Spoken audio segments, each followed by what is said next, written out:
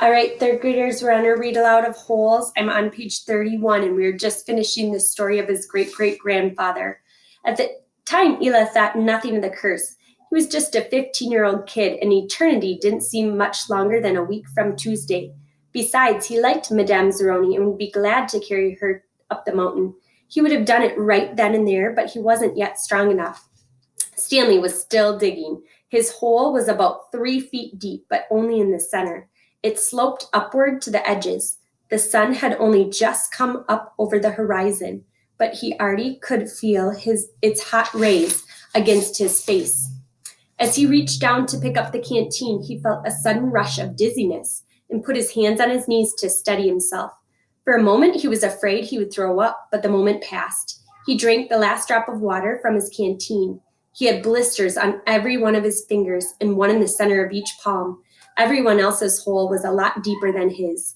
He couldn't actually see their holes, but could tell by the size of their dirt piles. He saw a cloud of dust moving across the wasteland and noticed that the other boys had stopped digging and were watching it too. The dirt cloud moved closer, and he could see that it trailed behind a red pickup truck. The truck stopped near where they were digging, and the boys lined up behind it. X-ray in front, Zero at the rear. Stanley got in line behind Zero.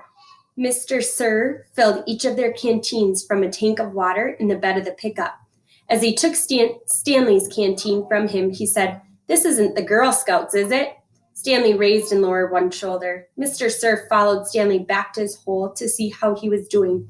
"You better get with it," he said, "or else you're going to be digging in the hottest part of the day." He propped some sunflower seeds into his mouth, deftly removed the shells with his teeth, and spat them into Stanley's holes. Every day, Ela carried the little piglet up the mountain and sainted as it drank from the stream. As the pig grew fatter, Ela grew stronger. On the day of Mir's 15th birthday, Ela's pig weighed over 50 stones. Madame Zeroni had told him to carry the pig up the mountain on that day as well, but Ela didn't want to present himself to Mir smelling like a pig. Instead, he took a bath. It was his second bath in less than a week. Then he had led the pigs to Mira's. Igor Barkov was there with his pig as well. "These are two of the finest pigs I've ever seen," Mir's father declared. He was also impressed with Ela, who seemed to have grown bigger and stronger in the last 2 months. "I used to think you were a good-for-nothing book reader," he said, "but I see now you could be an excellent mud wrestler." "May I carry your daughter?" Ela boldly asked. "First I must weigh the pigs." Alas, poor Ela should have carried the pig up to the mountain one last time. The two pigs weighed exactly the same. Stanley's blisters had ripped open and new blisters formed. He kept changing his grip on the shovel to try to avoid the pain. Finally, he removed his cap and held it between the shaft of his shovel and his raw hands. This helped, but digging was harder because the cap would slip and slide. The sun beat down on his unprotected head and neck. Though he tried to convince himself otherwise, he'd been aware for a while that his piles of dirt were too close to his hole.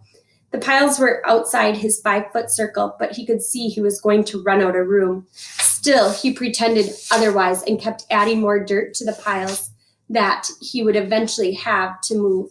The problem was that when the dirt was in the ground, it was compacted. It expanded when it was excavated. The piles were a lot bigger than his hole was deep. It was either now or later. Reluctantly, he climbed up out of his hole and once again dug his shovel into his previously dug dirt. So he keeps going back and forth because now he goes back to the time. Mir's father got down on his hands and knees and closely examined each pigtail to snout. Those are two of the finest pigs I have ever seen," he said at last. "How am I to decide? I have only one daughter." "Why not let Mira decide?" suggested Ela.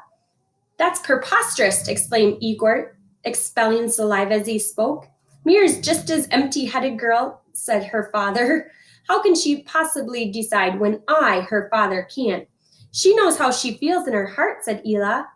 Mira's father rubbed his chin. Then he laughed and said, "Why not?" He slapped Ela on the back. "It doesn't matter to me. A pig is a pig." He summoned his daughter. Ela blushed when Mira entered the room. "Good afternoon, Mira," he said. He summoned his daughter. Ela blushed when Mira entered the room. Good afternoon, Mira, he said. She looked at him. You're Eli, right? She asked. Mira, said her father. Eli and Igor have each offered a pig for your hand in marriage. It doesn't matter to me. A pig is a pig, so I will let you make the choice. Whom do you wish to marry? Mira looked confused. You want me to decide? That's right, my blossom, said her father. Gee, I don't know, said Mira. Which pig weighs more? They both weigh the same, said her father.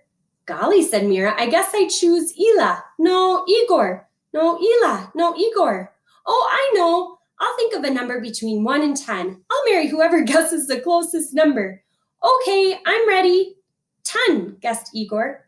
Ela said nothing. Ela, said Mira, what number do you guess? Ela didn't pick a number. Marry Igor, he muttered. You can keep my pig as a wedding present.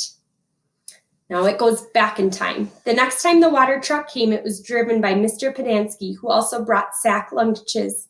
Stanley sat with his back against a pile of dirt and ate.